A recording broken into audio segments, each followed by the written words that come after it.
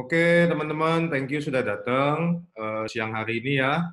Nah, hari ini kita spesial topik, tapi kemarin habis ngobrol-ngobrol sama Ko Wibi, ada satu tabel yang sebenarnya sudah disiapin buat kita ya teman-teman ya, dan ini mengupdate tabel sebelumnya. Jadi, kemarin kita kan bahas panjang lebar tentang gimana resep bisa kaya 7 turunan. Nah, kita udah discuss juga harus berbuat apa untuk bisa kaya 7 turunan, gitu kan. Nah, hari ini aku mau coba bahas salah satu tools dari resep kaya 7 turunan itu adalah dengan Linktem. Nah, kebetulan kemarin di kantor sudah dibuatin sama Mbak Dina tabelnya. Jadi aku mau kasih lihat ke teman-teman. Ini dia. Oke, bisa lihat semuanya?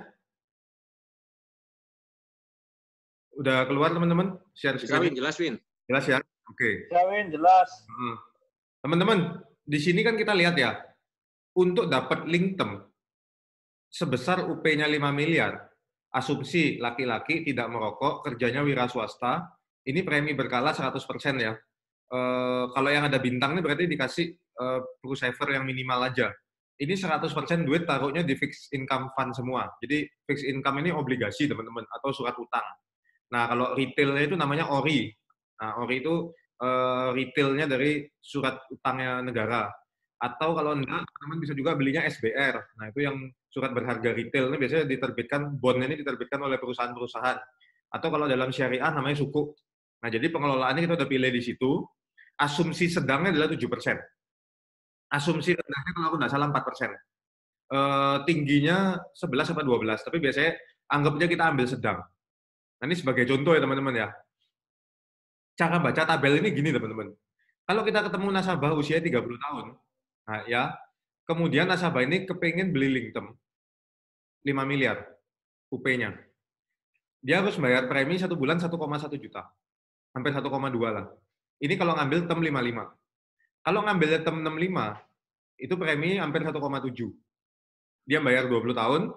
Nah, di tahun ke-20, itu diasumsi sedang, terbentuk saldo, kalau yang sampai umur 65 ya, itu terbentuk saldo 350 juta.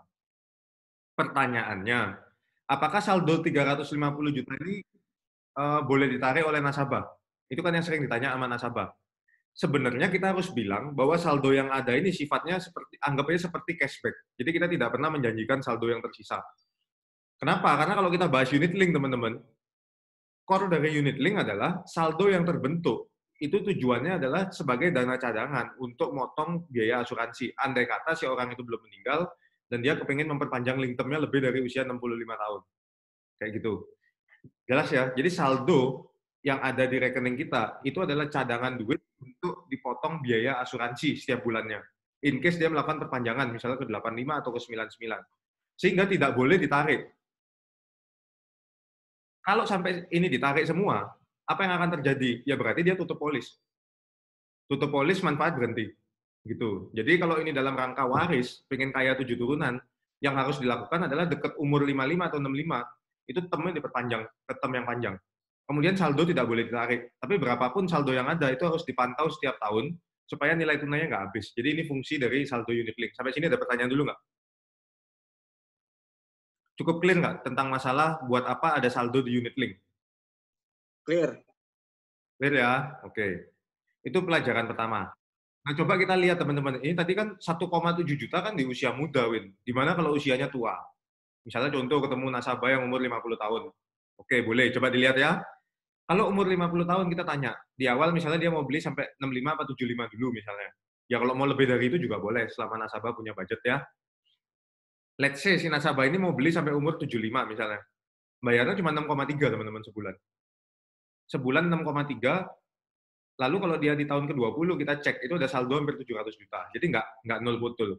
Saldo ini setelah dia tahun ke-20 cuti premi masih bisa dipakai beberapa tahun kemudian. Tapi harus dipantau. Nah, kenapa tabel ini penting sekali teman-teman? Logikanya adalah kalau kita berniat untuk kasih aset atau warisan buat anak-anak, ini adalah opsi yang boleh dipertimbangkan sebenarnya, beli Linktem. Sebabnya apa? Aku mau kasih lihat teman-teman apa yang terjadi kalau kita sekarang tidak beli Linktem, tapi kita memilih untuk beli properti. Nah, teman-teman coba lihat cicilannya. Sebentar ya, tak bukain kalkulatornya.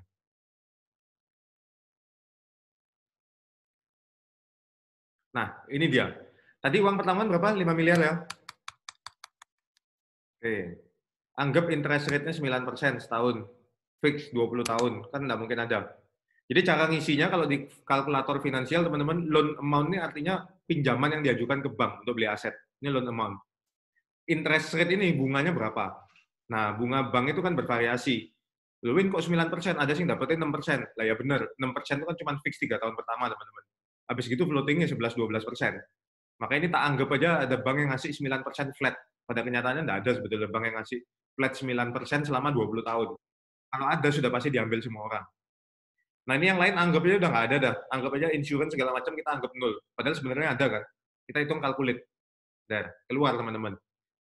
Artinya besarnya cicilan adalah 45 juta satu bulan untuk menciptakan aset nilai 5 miliar. Meskipun tadi teman-teman beli link termnya sampai 99 sekalipun, tak rasa cicilannya nggak akan sampai 45 juta satu bulan. Pasti jauh di bawah itu. Ini kenapa membeli aset dengan link term hitungannya murah, teman-teman.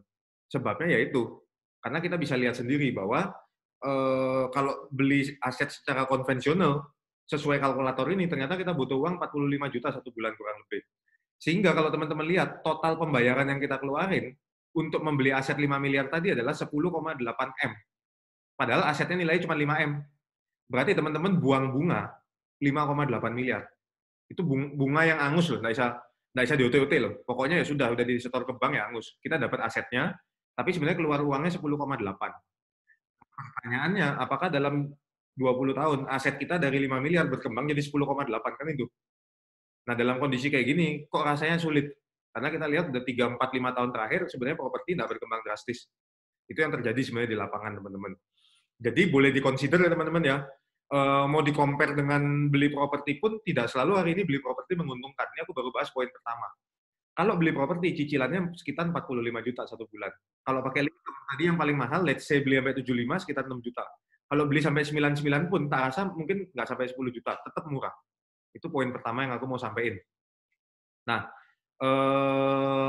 logikanya gini lah. Berarti kalau kita punya uang 45 juta, teman-teman. Contoh ya, balik ke tabel tadi. Kalau si orang yang umur 50 tadi, punya uang 45 juta satu bulannya. Dia mau beli link term yang sampai 75 lah, misalnya. Dia bisa dapat berapa M? 45 juta kita bagi sama 6 juta.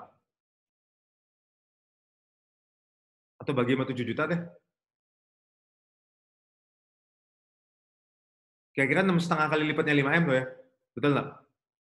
Ya 6 kali lipatnya 5 M kan kira-kira ya. Berarti kalau 6 kali 5 berapa? 30 miliar kan? Dengan cicilan yang sama, si orang tadi kalau belinya link term dapatnya 30 miliar. Padahal kalau dia beli properti yang 5M ini butuh berapa lama untuk naik ke 30 miliar? Andai kata resiko kejadiannya cepat, kan bedanya banyak. Nah, jadi ini yang teman-teman harus bisa sampaikan ke nasabah. Bahwa dengan beli link term, kalau kita punya kekuatan bayar satu bulan 45 juta, kita pindahin ke link term, sebenarnya kita bisa dapat sekitar 30 miliar dengan uang yang sama.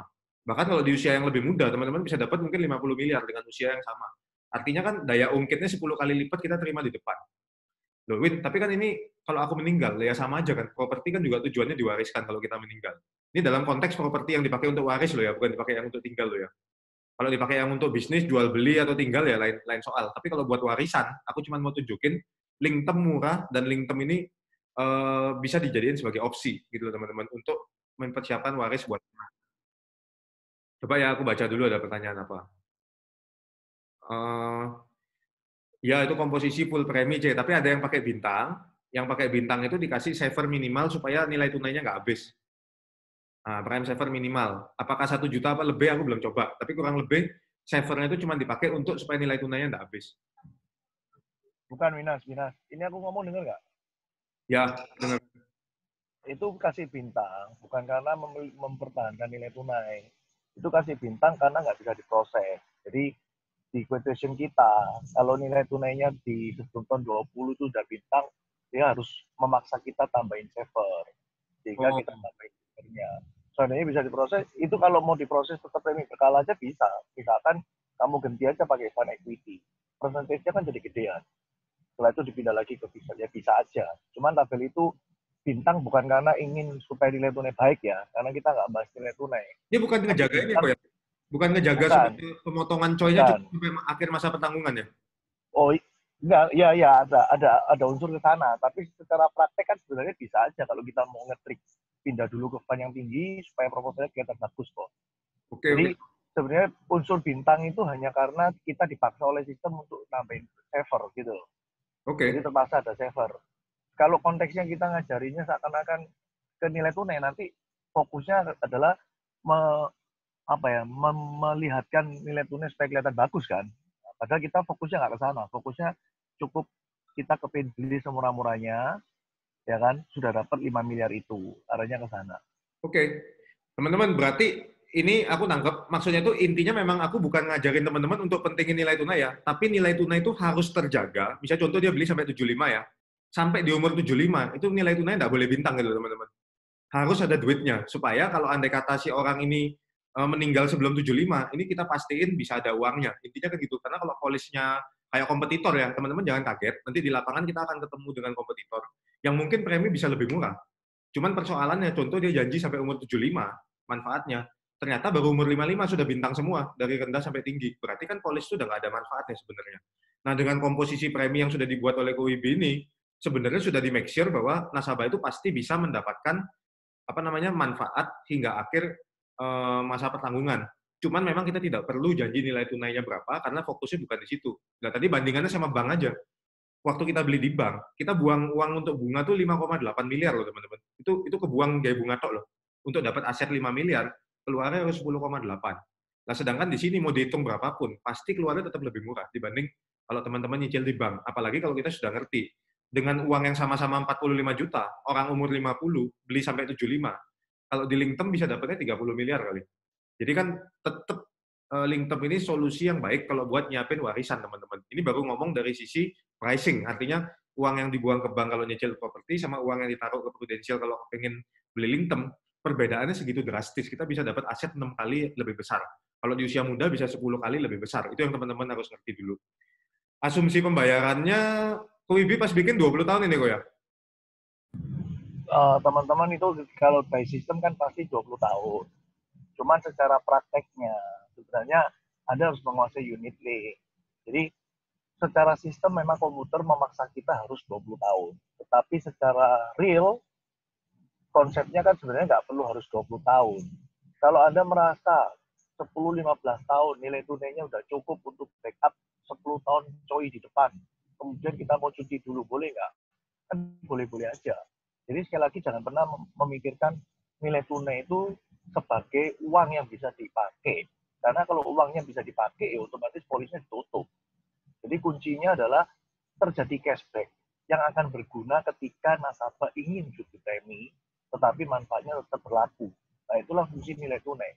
Nah, kalau ketika orang berpikir tentang rugi dong premi saya hilang, teman-teman harus kembali lagi ke basic. Nah, orang lain nyicil 5 miliar properti, duit tiap bulan 45 hilang, dia nggak komplain. Kenapa nyicil di kita cuma 1, 2, 3 juta, duit yang hilang dia komplain. Paham ya? Nah, jadi seharusnya kita juga mikirin bahwa nilai tunai itu anggap aja lah duit hilang. Kok bisa hilang? Ya, karena kita kan nggak mau bayar seumur hidup juga. Tapi tadi Wina juga sudah sempat punya ide bagus loh. Anggap bayar seumur hidup sampai dia mati pun. Pasti jauh lebih murah juga. Nah, padahal kalau kita ternyata mati lebih awal, ya malah lebih untung. Tapi ya siapa yang pengen mau mati lebih awal? Tapi intinya kita baru bahas di poin pertama tentang bahwa pembelian link term itu adalah salah satu opsi yang sangat bagus untuk memperkaya dalam sisi warisan. Nah, setiap orang yang berkeluarga kan pasti ninggalin warisan juga kan. Ini bisa jadi opsi yang bagus gitu loh. Di samping dia beli-beli properti. Ya, dan ingat tadi Wida sudah kasih garis juga bahwa ini bukan sebagai pembanding daripada lu beli rumah mending beli ini, bukan. Ini adalah opsi ketika orang udah punya rumah ya memang lebih baik dia beli rumah untuk ditinggali. Beli ruko untuk bisnis ya nggak apa-apa. Nah, tapi kalau dia udah punya semua, nah ini bisa jadi opsi gitu. Apalagi preminya murah. Yang untuk Ya, jadi waris, sekali lagi teman-teman, sekali lebih lagi mana yang untuk waris? kuasai dulu tentang konsep unit link, kuasai tentang konsep nilai tunai. Itu lebih di samping itu dulu, Wina. Bahwa premi itu fleksibel. Justru sekali lagi ya, kelebihan unit link dibandingkan tradisional adalah di fleksibilitas masa pembayaran. Kalau Anda beli tradisional, masa pembayaran selalu ditentukan. Tetapi dengan unit link, masa pembayaran tidak pernah ditentukan. Anda sendiri yang menentukan. Nah, demikian pula dengan termnya ya. Anda jangan bingung dengan, oh ini cuma 55, ini 65, 75. Gimana kalau setelah itu? Nanti Winas biar ajari ya, gimana caranya. Karena gampang banget gitu loh. Nah, itulah kelebihan unit link sebenarnya. Oke, ini aku kasih tunjuk teman-teman ya. Tentang, sebelum tak jawab pertanyaan yang lain, aku kasih tunjuk dulu cara bekerjanya unit link ya, mumpung kita ngobrol. Nah, ini teman-teman, aku pernah bahas ini waktu di kantor, kira-kira tahun lalu kalau nggak salah ya. Jadi perbandingan asuransi tradisional dan unit link, ini yang terjadi sebenarnya teman-teman. Ini adalah grafik hubungan antara premi dengan usia nasabah. Jelas ya? Nah, asuransi yang umumnya terjadi dan kita tahu selama ini, semakin tua usia orang, dia akan naik preminya, betul nggak? Gini nggak yang selama ini terjadi? Umumnya loh ya. Eh, Pertanyaannya adalah kenapa unit link bisa flat? Nah, kok bisa unit link itu flat di segala umur, bayarnya sama, kayak gitu loh. Nah, sebenarnya unit link itu menggunakan sistem namanya level premium, teman-teman. Level premium itu artinya perusahaan asuransi itu menarik garis lurus dari premi yang harusnya dibayar, kalau sampai umur 75 atau 85 atau 99, kemudian dia ambil satu angka. Itu sebabnya kalau teman-teman term yang lebih pendek, maka level preminya akan lebih rendah daripada term yang lebih panjang. Nangkep nggak? Contoh ya, kita bikin polis, kayak tadi nih, contohnya Wibi, kalau kita bikinnya term 55, itu preminya lebih murah daripada kalau bikinnya term 65. Jadi bayangin yang garis merah ini, kalau di umur 55, misalnya yang garis merah ini untuk umur 55 ya, kalau 65 dia akan di atasnya garis merah yang ada di sini, preminya. Kalau 99 gimana Win? Di atasnya lagi preminya. Loh kok bisa beda gitu? Karena perusahaan asuransi sebenarnya menghitung segitiga yang ini loh teman-teman. Antara merah sama biru ini kan terbentuk segitiga. Kelihatan nggak? Ada segitiga antara merah sama biru. Kalau dilihat kan bentuknya segitiga terbalik. Nah, sebenarnya itu adalah nilai tunai yang terbentuk. Yang tadi bahasanya kalau di tabel KWB itu seperti cashback dulu, teman-teman. Nah, buat apa ada segitiga itu? Supaya besok pada saat kita berhenti bayar, nah, coy-nya kan tetap dipotong. Biaya asuransi kan tetap ada, biaya administrasi tetap ada. Itu akan dipotong dari uang-uang yang ada di segitiga ini, di segitiga terbalik ini. Itu yang akan dipakai seterusnya. Dan rumus pada unit link sebenarnya setelah polis berjalan 3 tahun, itu kalau nasabah mau menyelesaikan cuti premi, dia sudah bisa. Tapi pertanyaannya uangnya cukup apa enggak? Nah, itu yang kita harus lihat. Itu sebabnya tidak disarankan cuti premi dalam waktu yang terlalu singkat. Tadi kalau KWB kasih contoh setelah 15 tahun, kita review misalnya ternyata udah cukup uangnya, dia boleh lakuin cuti premi. Dengan catatan, uang yang ada di segitiga ini, yang segitiga terbalik ini, yang di bawahnya garis antara merah sama biru, itu kan membentuk segitiga tuh. Nah, uang yang ada di situ cukup untuk membackup premi-premi yang terbentuk, biaya asuransi yang akan dibayarkan selanjutnya. Itu catatannya, teman-teman. Nah, jadi unit link itu pada prinsipnya adalah bersusah-susah dahulu, bersenang-senang kemudian. Jadi selama kita muda, kita diminta membayar lebih tinggi daripada yang seharusnya. Harusnya kan coy. Nah, kita membayar di atasnya biaya asuransi. Tujuannya apa? Kita keep uang selama kita masih muda. Buat dipakai kapan? Besok kalau kita sudah tua, mungkin kita udah nggak produktif atau produktivitas kita udah turun daripada saat ini. Pada saat itu kita boleh lakuin namanya cuti premi. Apakah manfaat asuransi bisa dinikmati? Tetap bisa dinikmati selama kita punya saldo yang memadai untuk dipotong biaya asuransi. Saldonya lihat di mana? Ya kalau di tabel tadi, ini saldonya teman-teman. Bentar. Ini saldonya, yang di saldo tahun ke-20 loh. Nah, saldo ini yang teman-teman akan pakai jadi acuan untuk pemotongan biaya asuransi selanjutnya. Gitu. Jadi, kenapa bisa ada saldo? Ya, karena hari ini kita bayar premi lebih tinggi daripada biaya asuransi yang timbul. Itu sebenarnya ceritanya, teman-teman. Cara bekerja unit link sesederhana itu. Jadi, apakah harus 20 tahun? Ya, mau Winas, lebih... saya tambahkan, Winas. Oke. Kenapa, kok? Tadi untuk pola pikir ini kan udah bagus ya. Winas kan pakai bahasa yang memang benar-benar product knowledge banget. Saya kasih Anda satu pemikiran yang simple. Kenapa kok kalau 55, 65, 75 murah banget yang 55? Ibarat gini loh, Anda mau join sama saya, mau minta langsung saya jamin sampai 75, dengan saya hanya jamin 55, beda nggak? Penjaminannya kan beda banget, bener nggak? Nah, itu yang paling membedakan. Jadi kalau Anda mau yang safe, oh ya wis, langsung ya 75 ya, pasti di cover ya. Nah, pasti lebih mahal dong daripada 55.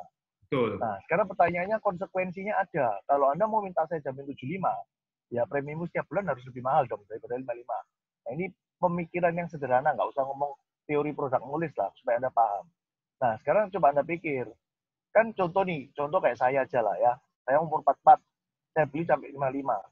wah, bagus banget loh, Prudential memang sengaja ngelok sedekat-dekatnya itu harus minimal di atas 10 tahun, nggak boleh di bawah 10 tahun. Selisih beli sama termnya yang diminta. Nah, kita kalau mulai tahun keempat bisa cuti premi, sebenarnya kita mau alteration dia waktu tahun keempat untuk dimundurin.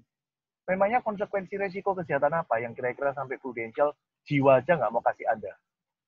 Nah, disitulah letak logikanya berpikir kenapa kita berani kasih Anda term pendek. Tetapi kalau Anda lihat di yang saya bikinin ini, nggak ada yang sependek yang saya ngomong sih. Coba Anda cek. Itu minimal rata-rata termnya hampir 20 tahun kok. 25. Jadi ketika Anda mulai mungkin tahun keempat, 5, 6, 7 terserah lah. Mau Anda mau alter untuk mundur kan udah bisa. Jadi cukup safety lah aku bilang. Ya sebenarnya kayak tadi itu ya, aku nambahin sedikit, kenapa kalau termnya lebih panjang, preminya harus dinaikin. Itu perusahaan kita, Prudential-nya bagus teman-teman. Dia perusahaan benar-benar tanggung jawab. Jadi dia berpikir gini, kalau andai kata polis ini harus hidup sampai 99, kan cadangan duitnya harus lebih banyak gitu. Daripada kalau polis ini cuma dijanjiin hidup sampai 55. That's why premi jadi lebih mahal. Sebenarnya itu sih alasannya kenapa kalau term makin panjang kok premi makin mahal. Nah, cuman ya seperti yang Ko Wibi bilang, sebenarnya ada cara apa namanya, kalau termnya pendek, kemudian di tengah jalan itu masih bisa dirubah-rubah, itu kelebihan link term kita sebenarnya gitu. Jadi saat ini bisa jadi beli dulu buat kebutuhan yang kita butuh hari ini, nanti kedepannya diperpanjang bisa. Jadi itu nggak jadi masalah ya teman-teman ya.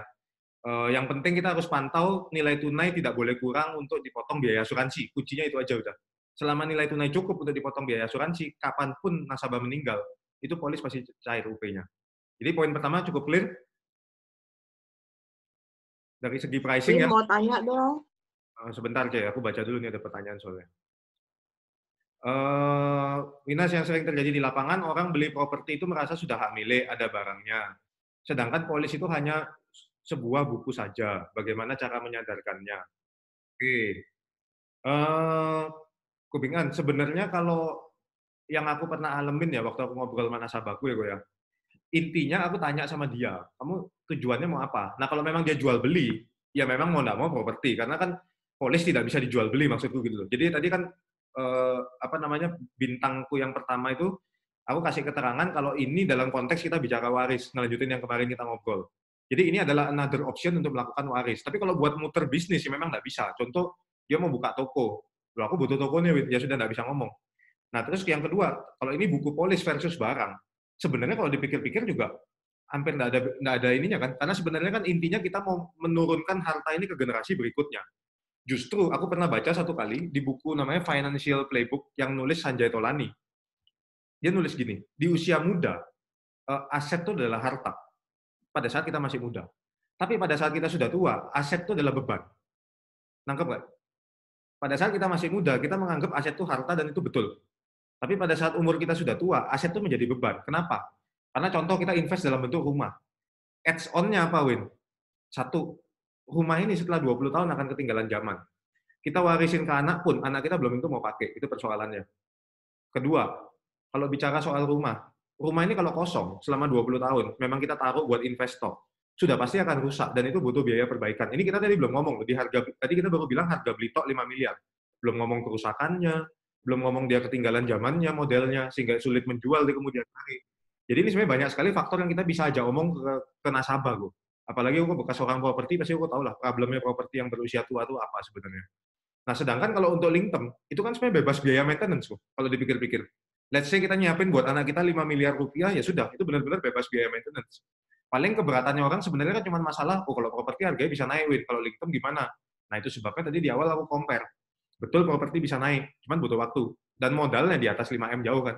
Sedangkan kalau link term, dengan cicilan yang sama, apple to apple ya, bayar cicilan yang sama, itu kan di awal langsung bisa dapat pengungkitnya 6 kali lipat, 10 kali lipat. Bahkan kalau Wibi tadi Japri aku ada pernah sampai 15 kali lipat, yaitu mungkin usia orang muda banget ya. Tapi aku ngomong 6 atau 10 kali lipat juga udah bagus banget kok sebenarnya. Nah mungkin ini yang bisa disampaikan ke nasabah kok. Ini adalah cara untuk mewariskan sesuatu yang di masa tua tidak merepotkan dia, harus maintenance barangnya, yang tidak ada resiko tidak laku waktu dijual, ya. Jadi ini benar-benar cara yang sangat murah karena dia maintenance free sebenarnya kalau polis asuransi ini. Lalu secara hukum kekuatannya gimana, Win? Sama kuat sertifikat rumah versus polis asuransi, itu sama-sama hak kepemilikan. Ketika kita meninggal, sama-sama bisa diturunkan ke generasi berikutnya. Rumah itu bentuknya, tanah itu wujudnya. Tapi sebenarnya kepemilikan kan cuma sebuah sertifikat surat, betul nggak? Sama seperti halnya dengan buku polis, kayak gitu kok. Jadi sebenarnya nggak ada masalah dengan itu kalau menurutku. Ya mungkin tuh bisa. Ya, Winas saya tambahkan, Hmm. itu jawaban Winas sempurna banget ya, dengan buat teman-teman juga. Sebenarnya ketika nasabah ngomong kayak gini, berarti nasabah ini tidak memahami bahwa polis itu adalah sertifikat berharga yang pasti akan cair. Nah, mungkin orang yang ngomong kayak gini karena polis dia isinya semerawut gitu loh. Coba kalau orang punya isi polis isinya meninggal 30 miliar, pasti disimpan di safe deposit box gitu loh. Dan dia pasti akan ngomong ke istri atau anaknya bahwa papa punya warisan 30 dalam bentuk UP. Nah, teman-teman, kalimat dinas yang terakhir kan udah menjawab bahwa sebenarnya ketika orang punya properti nganggap ini hak milik. Loh, kenapa dengan polis bukan hak milik? Sama aja, tadi Dinas terakhir udah ngomong kan soal sertifikat. Sama, masa kita punya rumah mau digotong, tiap hari dipegang, dimasuk notas. Kan ya nggak ada. Tahu dari mana kamu punya tanah di Trawas, punya tanah di Jakarta? Kan ya cuma satu lembar kertas. Tahu dari mana anakmu kalau kamu udah nyiapin warisan 30 M? Ya dari buku polis. Sama aja. Nah, hati-hati ya, tadi jawaban Dinas tentang daya ungkit, itu sebenarnya adalah jawaban untuk apabila nasabah ini mengatakan begini, ya, saya kalau beli rumah, hari ini 5M, kan 20 tahun lagi kan nggak 5M, kan pasti bertumbuh dia. Nah, kalau dia jawab itu, barulah Anda menjawab tentang daya ungkit.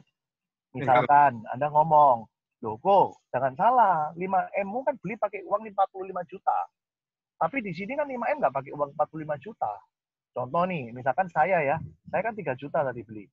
Nah, kalau saya 3 juta, saya ganti 45, berarti kan bedanya 15 kali lipat. Berarti kalau dengan uang yang sama, 15 kali 5M, 75M kok. Nah, sekarang ayo kita sama-sama beli pakai uang 45. Koko beli rumah 5M, aku beli UP Jiwa 75M.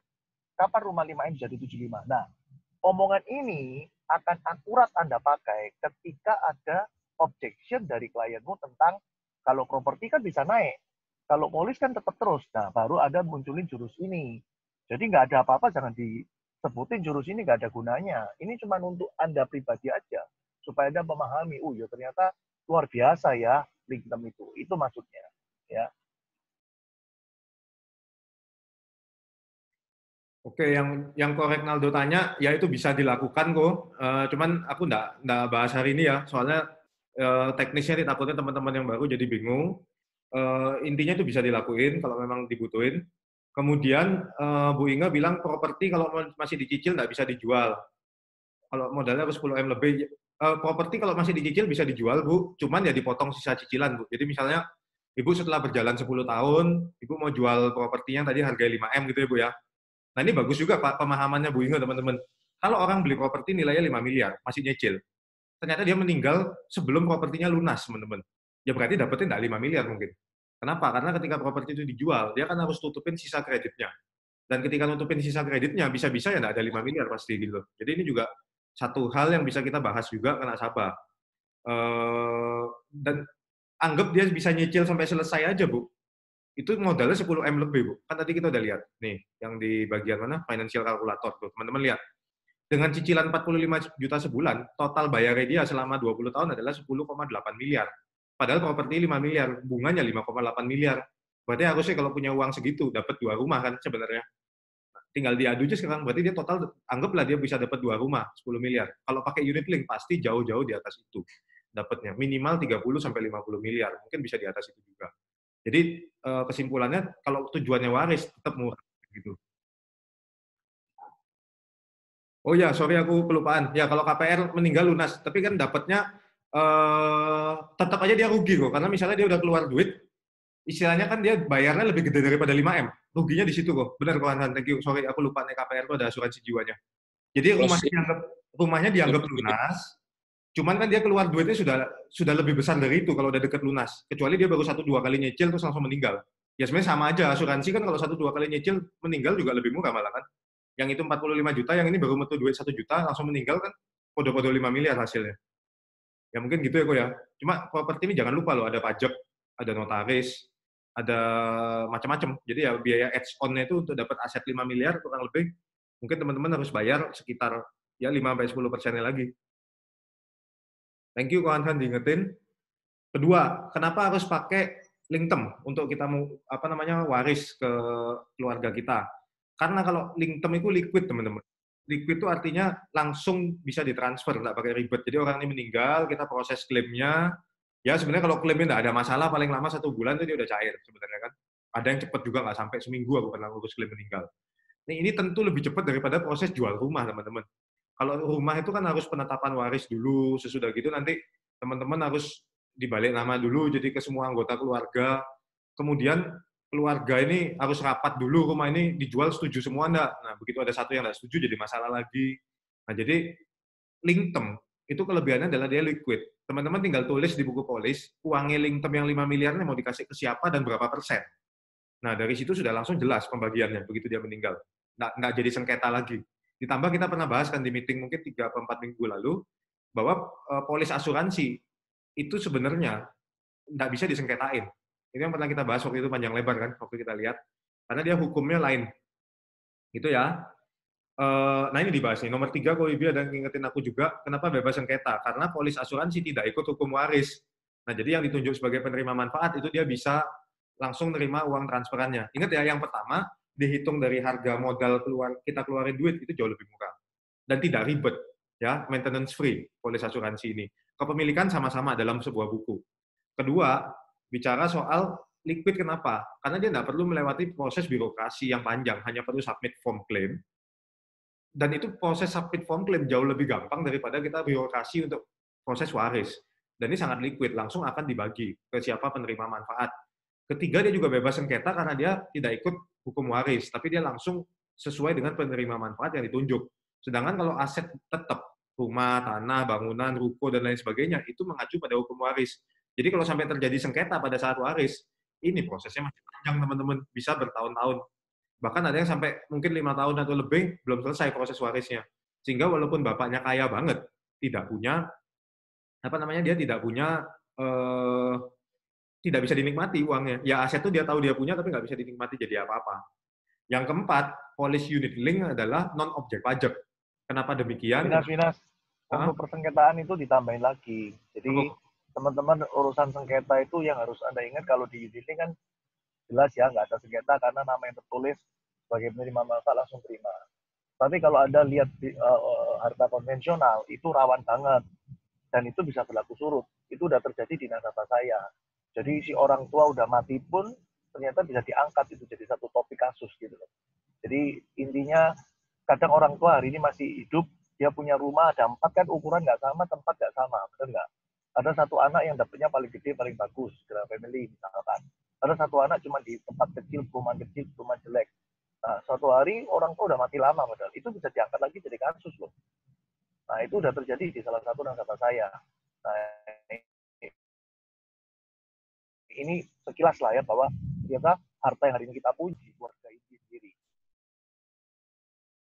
Oke, thank you, Bro. Nah, jadi kalau klaim asuransi jiwa dari policy unit link itu sebenarnya non objek pajak, teman-teman. Kalau nggak percaya, teman-teman coba aja lihat form SPT 1771 yang biasa kita isi ya, SPT PPH ya. Itu kan yang penghasilan yang bukan merupakan objek pajak. Salah satunya adalah klaim asuransi. Ada di situ, teman-teman silakan lihat itu. Kemudian yang terakhir nih, Coach Chandra udah copyin tadi ya. Jadi kelebihannya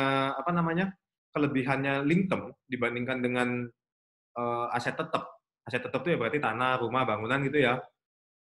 Kalau aset tetap, teman-teman waktu mewariskan ke anggota keluarga kita sampai bisa dijual balik dan jadi uang tunai, itu butuh biaya tambahan sekitar 10% dari nilai aset. Buat apa, Win? Satu, membayar BPHTB. BPHTB itu adalah biaya peralihan atas hak tanah dan bangunan. Balik nama, bahasa sederhananya. Jadi aset yang tadi nilai 5 miliar, dari papa mau dibalik nama ke anak sama istrinya, itu bayar 5% dari 5 miliar. Kemudian kalau dia mau jual lagi, dia harus bayar pajak jual nilainya 2,5% kalau nggak salah sekarang berlakunya. Berarti 5 sama 2,5 kan udah 7,5, teman-teman. Sisanya buat apa, Win? Ya belum bayar broker properti, belum bayar notaris, belum bayar ini itu, ya add-on yang lain-lain kurang lebih butuh biaya 10%. Jadi kalau teman-teman ditanya, kok bisa 10% biaya tambahannya? Ingat, balik nama dari si bapak ke anak atau ke istrinya, itu kurang lebih, itu BPHTB 5%. Waktu jual lagi, keluar pajak jual, 2,5%. Pajak penjual itu 2,5% kalau buat properti. Ini buat yang belum tahu nih ilmu dalam dunia properti. Kemudian fee broker kurang lebih sekitar 2%. Sisanya notaris. Jadi makanya ketemunya 10%. Dasar perhitungannya itu. Sedangkan kalau link term, si bapak meninggal, 5 miliar langsung jadi punya anak istrinya, asuransi tidak ngecas 1 peser pun untuk uang 5 miliar itu bisa pindah ke anak istrinya. Jadi ini kelebihan yang luar biasa dari unit link ya, dari link term. Secara khusus, maksudnya asuransi jiwa secara umum ya, kelebihannya adalah tidak ada biaya yang harus dikeluarkan pada saat terjadi proses waris. Ya sudah bersih. Termasuk pajak nggak kena, karena di SPT pun dia masuknya jadi penghasilan non-objek pajak. Kayak gitu teman-teman. Jadi inilah 5 kelebihan dari Linktem yang teman-teman, bukan Linktem toh ya sebenarnya PGB, Procinta ya semua sama. Ini 5 kelebihannya, teman-teman harus ngerti bahwa ini yang teman-teman bisa dapat. Jadi bayangin ya, tadi harga belinya, kalau kita beli aset tetap, itu sudah lebih mahal. Cicilannya sebulan 45 juta. Pas beli sudah rugi. Pas jual, tambah 10% lagi biayanya. Jadi sebenarnya gede banget pengorbanannya. Sedangkan kalau pakai Linktem, dengan uang yang sama pun nyicil 45 juta sebulan, sudah dapat nilainya lebih besar. Kemudian pada saat terjadi pencairan, tidak ditambah biaya apa-apa. Coba bayangin. Kalau 5 miliar, tambahin 10%, setengah M loh teman-teman. Sedangkan kalau Linktem, ya bersih, udah terima utuh begitu aja. Jadi ya ini 5 hal yang teman-teman harus tahu tentang Linktem ya. Jadi hari ini aku memilih untuk mengulas ini, apa yang tadi Ko Wibi udah bagi di grup, tadi sempat telepon sebentar sama Ko Wibi, aku pikir bagus lah buat kita ulas, karena kemarin kita habis ngobrol soal, apa namanya, Dinas aku tambahin ya. Kaya 7 turunan ya. Jadi ini tambahannya dari yang kemarin. Gimana, Go? Jadi gini, bentar. Jadi teman-teman ya, poin yang paling terakhir adalah fungsi Linktem ini bisa menyempurnakan. Dan kita ini dari tadi bicara tentang warisan ya. Kita meyakini bahwa semua nasabah yang kita layak untuk closing pasti punya warisan. Dan warisan itu tampak di mana? Di dalam SPT dia. Ya, jadi Anda harus mengerti dulu konsepnya bahwa semua harta seseorang itu tergambar dalam SPT. Itu dulu. Jadi kalau kita mau ngomong paling gampang, harusnya orang ini bisa menyediakan Linktem minimal 10% dari jumlah yang ada di SPT-nya. Karena kalau nggak begitu, dia harus rela keluar uang 10% loh dari total duit yang total harta yang market value-nya di SPT itu. Contohnya nih, kalau dia punya harta 30M, berarti kan dia harus punya cash 3 miliar. Kita ngitung kasar ya, kalau mau persis kan susah. Antara 5-8%. Kita juga nggak tahu ke depan harga BPATB berapa dan seterusnya. Ya. Nah, so teman-teman, di situ adalah kekuatannya Linktem Anda. Belinya murah, tapi bisa buat hal banyak gitu loh. Apakah menciptakan warisan baru, atau hanya sekedar untuk backup supaya nggak keluar duit cash, istrimu atau anak-anakmu. Ya. Terus ada satu lagi tadi yang waktu bahas tentang harta lagi, waktu mau di-value-kan, ya tadi kan Dina sempat ngomong anak dapat rumah belum tentu mau, terus mau dijual-jual nggak gampang. Nah, itu adalah satu poin juga gitu loh, perbedaannya dengan Linktem. Sebagai contoh lah, kalau Anda hari ini sebagai anak saya kasih Anda pilihan, rumah 20M sama polis 20M. Tinggal cair tok pokoknya. Anda pilih mana? Anda pasti pilih polis 20M. Anda saya kasih rumah semakin besar, semakin mahal, Anda pasti kesulitan untuk jual. Kecuali kalau harta yang saya tinggalin cuma 1M, pasti gampang jual. Nah, itu harus Anda benar-benar ngerti, Anda resapi semua ini, sehingga Anda bisa membawakan Linktem ini sebagai senjata yang bagus gitu loh, ketika orang mau beli. Nah, sekali lagi ya, objection yang paling sering muncul adalah, pertama tentang pembayaran premi berapa lama. Nah, teman-teman, waktu jawab tentang pembayaran premi ini berapa lama, Anda harus ingat lagi bahwa dengan nilai aset yang sama, kalau kita cicil di bank, kita bayarnya juga minimal 15 tahun juga kan, ambil yang paling panjang. Dan di situ kita juga rela duit nggak pernah bentuk. Nah, kenapa di Indonesia nggak kepingin bayar 15 tahun? Ya udah bayar aja lah minimal 15 tahun. Kita equalkan dengan bank. Tetapi bedanya setelah 15 tahun ada nilai tunai yang terbentuk dan bisa backup lagi untuk 10 tahun mungkin ke depan. Nah, kalau dihitung itu umurmu sudah berapa kalau dijumlah 25 tahun? Mungkin risiko hidup malah sudah terjadi sebelum 25 tahun. Nah, disitulah kekuatannya. Nah, sekali lagi ketika Anda dapat objection, loh kalau properti kan bisa bertumbuh. Nah, ingat ya yang tadi udah saya jawab juga. Kalau ngomong kayak gitu berarti di apple to apple kan nilai preminya dengan nilai cicilan yang dibentuk di bank. Baru orang bisa kaget. Oh iya ya, ternyata dengan uang yang sama. Gila loh, leverage-nya di sini gede banget. Nah, itu mungkin yang bisa saya tambahkan, Winas. Oke, thank you, Go. Nah, ini Bu Inge nambahin aku tadi teman-teman yang katanya enak polis 20M katanya Bu Inge. Habis dapat pencairan dari polis, baru dibeliin rumah yang up to date, betul Bu, dan nggak usah dibersihin tiap tahun. Nggak usah naruh Mbak untuk bersihin Bu. Jadi bebas biaya maintenance ya. Jadi intinya kalau buat waris, teman-teman ingat orang tuh paling males maintain sesuatu. Jadi kalau tanah sih masih lebih simpel lah, karena kan nggak usah di-maintain. Tapi itu tetap harus dipatok loh tanah tuh teman-teman. Kalau nggak dipatok, ada resiko disuruh buat tetangga. Tetangga bangun kelebihan 2 meter, masa mau dibongkar bangunannya, kan nggak mungkin. Nah, jadi untuk mencegah resiko-resiko itu, intinya kalau rumah itu kan butuh maintenance-nya besar banget. Nah, dengan beli polis unit link, nggak harus unit link, sebenarnya polis asuransi jiwa, itu maintenance free buat teman-teman sebenarnya. Jadi konsep maintenance free ini yang harus ditonjolin. Jadi nggak ngerepoti mereka toh. Itu sebabnya Sanjay Tolani bilang, di usia muda, aset tetap itu harta. Tapi kalau di usia tua jadi beban. Kalau kita memang udah tujuannya buat waris, belilah asuransi jiwa. Ini yang ngomong Sanjay Tolani, bukan aku, teman-teman. Aku cuma nyampein apa yang aku baca di bukunya dia. Nanti teman-teman bisa lihat bukunya Financial Playbook namanya, tapi dalam bahasa Inggris. Jadi kalau yang pengen baca, nanti bolehlah aku kasih bukunya. Yang penting bisa ngerti bahasa Inggris ya. Dibeliin rumah yang up to date, setuju Bu, karena nanti 20 tahun lagi mungkin rumah-rumah yang kita beliin hari ini sudah tidak cocok modelnya ya. Kemudian Jessica tadi ada mau tanya, tabel kenapa aja? Minas, aku mau tanya dong itu tentang tabel yang itu ya. Nah, bagaimana sih maksudnya menjelaskan kepada nasabah ya tentang penggunaan tabel ini dalam arti gini. Kalau aku lihat ya itu kan premi berkala, komposisi premi berkala kan dia full semua, terus tanpa premi saver.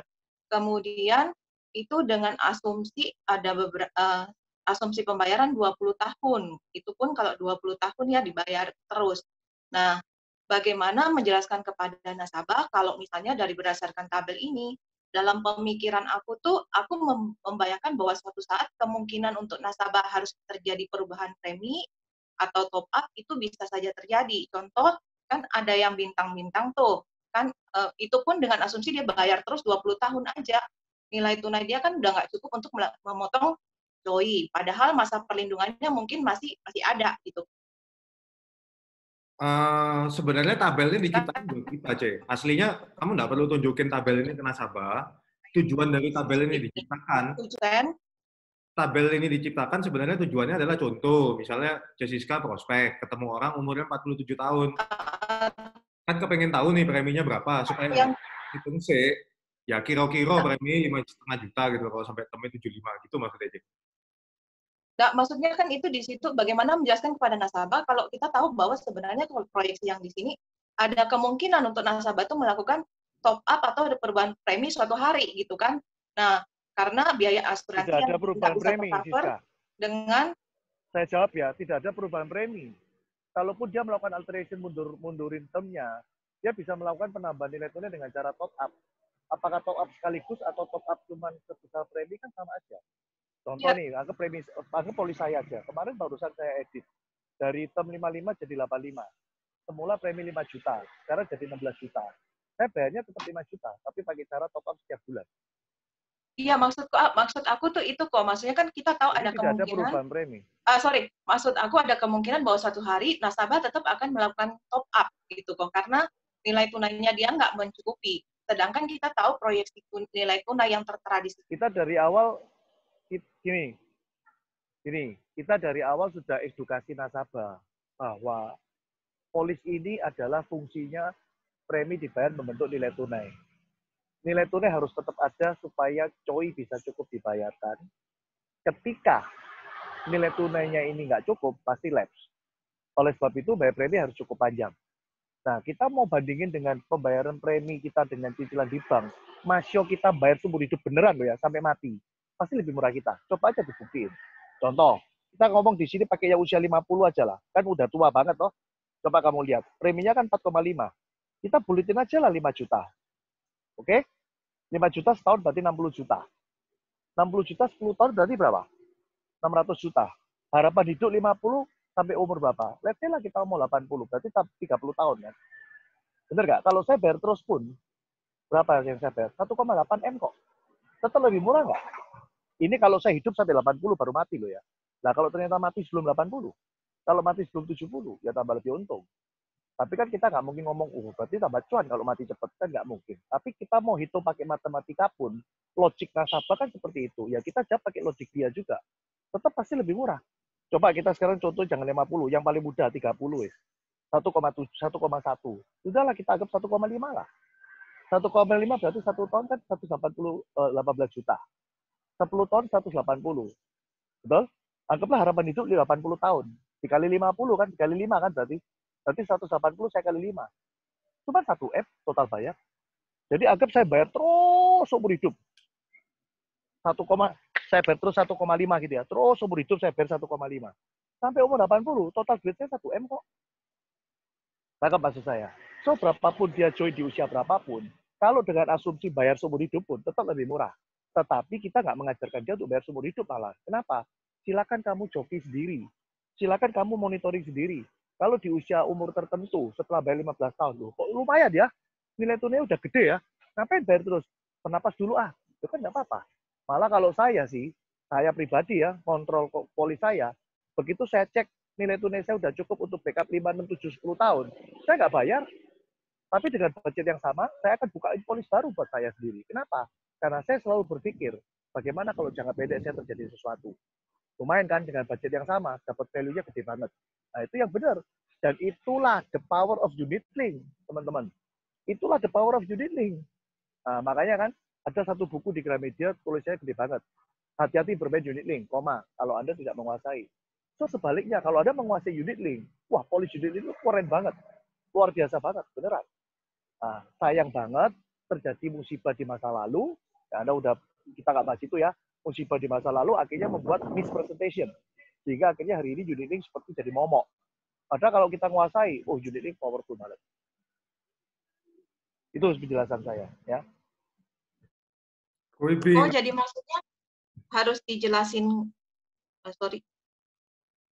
maksudnya harus dijelasin dari awal bahwa kalau ini kan asumsi pembayaran yang kita pakai kan 20 tahun, tapi kalau semisalnya terjadi nilai toy-nya dia lebih nggak mencukupi, berarti dia harus tetap top up, kita harus kasih tahu di awal ya kok ya, suatu hari gitu loh maksudku. Kalau nasabah benar-benar bayar 20 tahun, Siska, nggak mungkin dia nggak cukup. Coba aja kamu bikin. Ilustrasi saya itu sudah dengan fix fund 7% loh.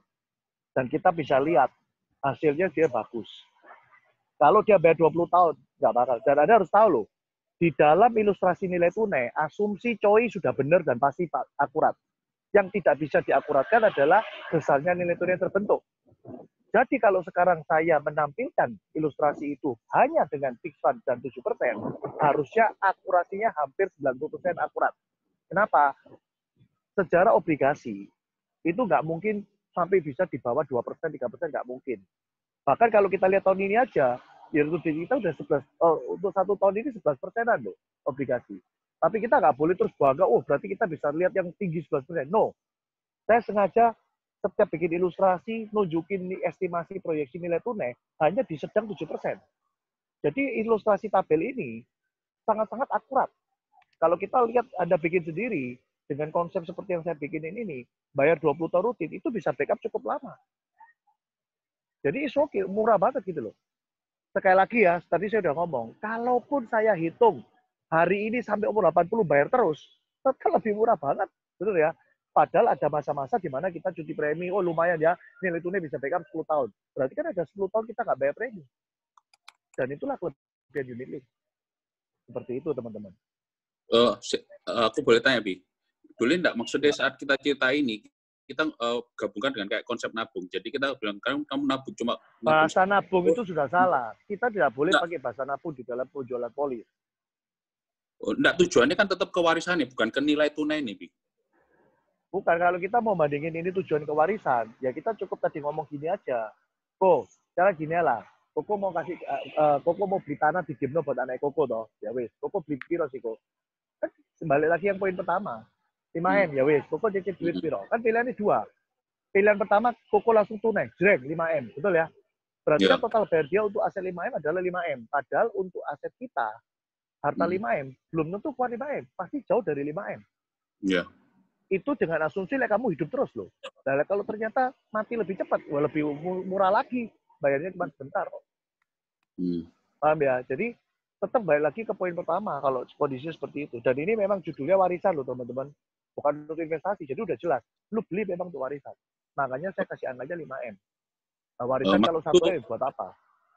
maksudku supaya image di nasabah, apalagi sing mereka sing orang sing agak kolot ya, kan ya kamu istilahnya nyelengi, kamu pokok punya warisan segini, masih umpama berani itu sampai segitu. Halo? Ya, Jan. Apa, Jan? Nah, maksudku untuk mengubah image di calon nasabah, kalau misalkan dia orang kolot gitu. Jadi wis kamu mbok khawatir, mbok kamu istilahnya kok nyelengi duit segini terus sampai usia segini loh, kamu pasti keluar 5M, padahal sing mbok celengi dapetnya cuma segini. Boleh nggak kayak gitu? Aku nggak seberapa dengar ya, cuman timbang siur aku agak deket-deket dikit. Intinya kalau dia merasa konsep bayar, ya seperti yang tadi aku ngomong ke Siska aja dipakai. Dia sekarang umur berapa, preminya berapa, anggap aja lah bayar terus sepanjang tahun selamanya sampai harapan hidup dia. Coba kamu jumlah, tetap lebih murah. Iya, itu kalau harapan hidupnya terpenuhi loh ya. Kalau harapan hidupnya meleset nggak bakalan lebih mahal dari itu, lebih murah banget. Iya. Iya. Enggak, aku bayang ngubah ini banget baru ini jadi senjata. Ngubah konsep dari bayar ke DE naruh nyimpen duit gitu tok maksudku. Iki sing elek sinyalmu apa sinyalku ya? Aku gak perlu denger terus ya. Sampai diembong ya. Suara aku cilik. Enggak, sih masalah sinyalku apa sinyal Chandra? Kok Chandra jelas sinyalnya? Aku suaramu denger ya, Winas. Suara aku kedengeran. Suara aku cilik soalnya. Maksudku saya denger gak? Maksudnya jelas. Sekarang jelas. Jelas. Maksudku ngubah image mereka kayak sing dulu buat ajaran ke kita, dari ngubah konten bayar dengan cuma nabung, cuma naruh duit gitu tok loh. Nggak bisa. Bukan itu. Jadi konsep dulu yang tak ajar itu gini. Orang nggak mau beli karena di bayangan dia adalah biaya. Ya. Orang berani beli aset karena dia orang mau keluar duit karena dianggap itu aset. Berarti kan kamu tinggal membuat sebuah konsep bahwa polis ini aset loh. Ya balik lagi yang tadi aku jabingan itu. Ya. Orang nggak sadar bahwa polis itu aset. Kenapa selama ini nggak merasa polis aset? Karena isinya nggak karu-karuan. Ya. Gitu loh. Karena nggak worth it ditaruh di atas meja gitu toh. Coba isinya UP 30M. Nggak mungkin lah dia taruh sembarangan. Pasti disimpan baik-baik. Bener nggak? Iya. Sebenarnya itu aja sih. Oke. Ya. Oke, thank you Ko Wibi. Jessica, tadi aku ngasih satu sudut pandang lain ya untuk ngatasi case ini ya. Tadi Ko Wibi kan wis jawab secara teknis, maksudnya kamu bisa ngomong kayak begitu dengan lengkap ya. Ini aku pakai hitungan bodoh aja, tapi aku yakin tetap lebih murah hasilnya. Wis paling bener gini lah, anggapan sekarang kamu ngomong warisan, berarti kan ngomong 99 tahun ya. Coba Tyson, kamu bikin UP 5 miliar, orang umur 50 tadi, bikinin temnya 99 sekalipun, dan bayarnya dari saat umur dia 50 sampai 99, hitungan semua, cicilannya dia, tak rasanya tetap murah.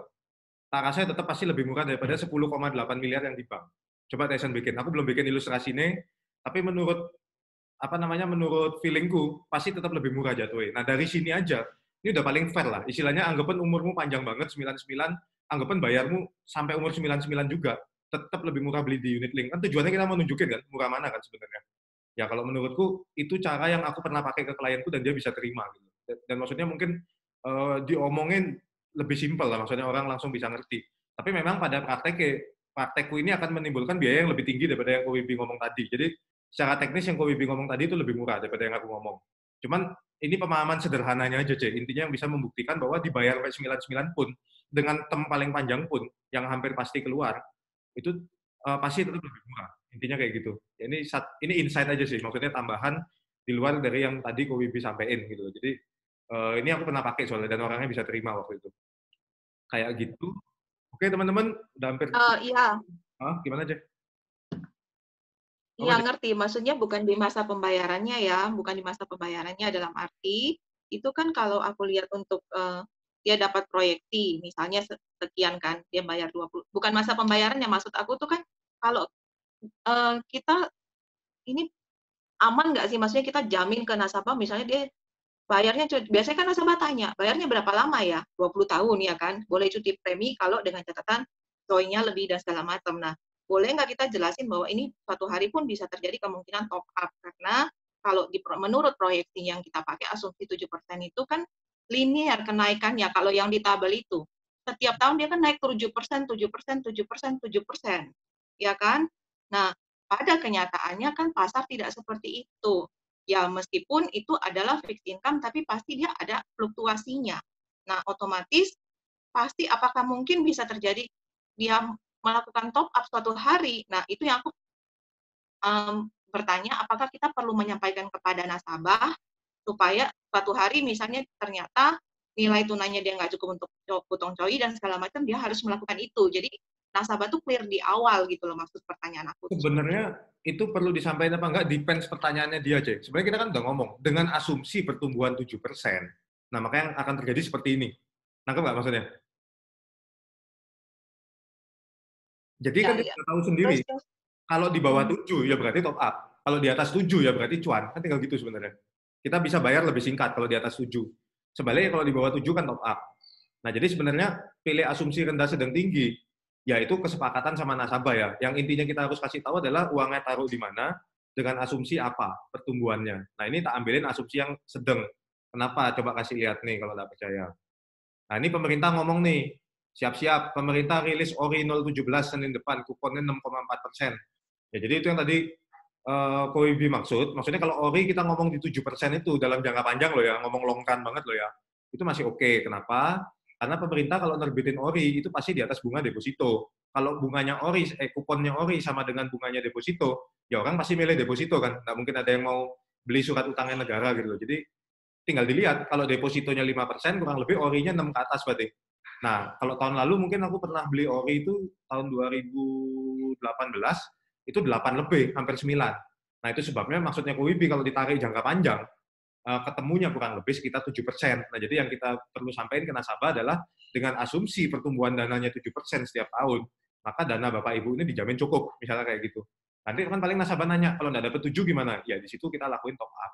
Nah, kalau nggak ada pertanyaan gitu gimana? Ya sudah. Dia nggak tanya, jangan dibikin bingung orangnya, maksudnya gitu loh. Jadi kalau aku ya, tapi asumsi 7% menurutku udah cukup hati-hati kok. Karena aku sempat bilang sama KWB, di tabel KWB yang sebelumnya kan 13%. Dan itu pakai manage fund. Jadi aku ngomong sama KWB, kok boleh nggak? Tolong diganti yang fixed income aja supaya aman, aku bilang. Ya intinya kayak gitu, C. Udah clear, C? Oke, berarti bisa disesuaikan. Oke lah. Oke. Cuman kalau kepengen tahu angka yang paling mahal, ya itu, bikin aja term 99, bikinnya bayar terus sampai 99. Totalan premi bayar semua berapa? Kan kelihatan nanti. Udah dibuatin tuh sama korek. Pria 50, UP 5M sampai 99 cuma 12,5 toh? Iya, betul. Terus gimana? Udah 12,5 ada bintang nggak, Bu? Korek. Nggak ada bintang. Di 7% nggak ada bintang. Nggak ada bintang toh sampai 99 toh? Iya. Uangnya ada 16M. Oke lah, anggapnya sekarang nggak ada 16M deh. Hitung aja, kalau sebulan 12,5, berarti setahun kan 150. 150 dikali piro? 50. 50 tahun. Berarti ketemu 7,5 M tuh. Iya. 7,5 M dapat aset 5 M. Tetap lebih murah daripada tadi rumah yang judulnya 10,8 M. Benar nggak omonganku? Oh, dibandingkan cicilan rumah itu ya. Tadi nyicil rumah berapa? 10,8 tuh. Iya, dengan bunganya. Lagi cuma berapa? 7,5 tuh. Iya. Itu tetap lebih murah kan? Padahal dealing temik gitu ya, ngomong si ono nilai tunai nih. Nangkep gak gue? Iya. Nah, nilai tunai ini kan another things maksudnya gitu. Yang tadi kita belum bahas. Padahal kalau cicilan rumah di bank, ya dapat rumah siji, nggak ada sisanya gitu. Ya wis bunga angus ke bank. Kayak gitu lah maksudnya. Tapi kalau di kita ngitung properti kan daftarnya properti 20 tahun. Ini kan 50 tahun. Mestinya properti bunga lebih besar lagi dong. Ya enggak sih, kan itu dia anggap lunas. Kan ini anggap untuk ngelunasinya kok. Oh. Sama-sama ngomong lunas. Ini modalnya 7,5 miliar dibagi 50 tahun. Sing iki 10,8 miliar dibagi 20 tahun. Semua orang sing duwe kalkulator dan cara bisa ngitung time value of money, ngerti, nek cicilan lebih cilik iso dicicil lebih panjang itu lebih untung. Ya, betul. Makanya kan ngomong hitungan kita kan 10,8 M properti kan nggak fair. Kan kita cicil 20 tahun, coba kita bikin 50 tahun, lebih besar lagi pasti propertinya itu. Lo enggak, kalau 50 tahun kan cicilannya lebih kecil Pak Deko. Iya, tapi kan bunga lebih gede propertinya, bahkan totalnya kan lebih gede lagi. Soalnya properti tidak bisa nyicil 50 tahun. Iya, betul. Gitu loh. Jadi ya intinya dari ilustrasi ini, mungkin kalau teman-teman tadi merasa cara EKWB kan teknikalnya ya, aku cuma kepengen nunjukin nih dianggap kita ambil term paling panjangnya aja, paling sial nasabah bayarnya 50 tahun. Itu dia keluar uang sekitar 7,5 miliar sampai 8 miliar. Tetap lebih murah gitu maksudnya. Dan itu masih ada nilai tunai 16M ya, bukan di situ fokus kita. Itu sih another things lah. Maksudnya dapat nggak dapat sebenarnya bukan itu yang kita mau ngomong hari ini. Tapi aku cuma tunjukin bahwa itu loh murah gitu loh maksudnya. Kenapa LinkTerm sangat murah untuk warisan. Nah, jadi itu buat hari ini ya teman-teman ya. Thank you teman-teman udah bergabung. Aku mau ingetin teman-teman ayo kejar kontes masker selama persediaan masih ada dengan closing 1 case ya. Terus kontes Jepang apa ya teman-teman ya. Apa namanya? 50 juta, lalu rekrut 8 agent masing-masing 2 case. Atau teman-teman mau jualan sendiri 400 boleh, 400 sama tim juga boleh. Kontes rekrut juga masih jalan. Terakhir di bulan ini kita rekrut 1 orang. Dalam 1 bulan sejak AAJI dia langsung pecah telur. 1 case-nya 200.000. 1 orang maksimal 5 case. Lalu kalau di atas 30 juta closingannya itu dianggap langsung dapat jackpot 500.000 lagi. Nah kemudian 6 bulan teman-teman berjuanglah maksimal untuk bisa dapat AAD. Ya, Sindu kenapa Sindu? Ada mau ngomong sesuatu? Kepetek apa mau ngomong sesuatu? Oh enggak, sorry. Oh, kepetek. Ya wes. Oke, itu aja buat hari ini teman-teman ya. Thank you sudah bergabung. Kita ketemu lagi hari Senin ya teman-teman ya. Semoga teman-teman cepat activity ke lapangan bisa closing LinkTerm ya, atau Pro Cinta atau PGB terserah lah. Pokoknya yang penting apa yang kita sharing 2 hari ini tentang waris cepat dipakai. Thank you teman-teman ya. Ya, thank you.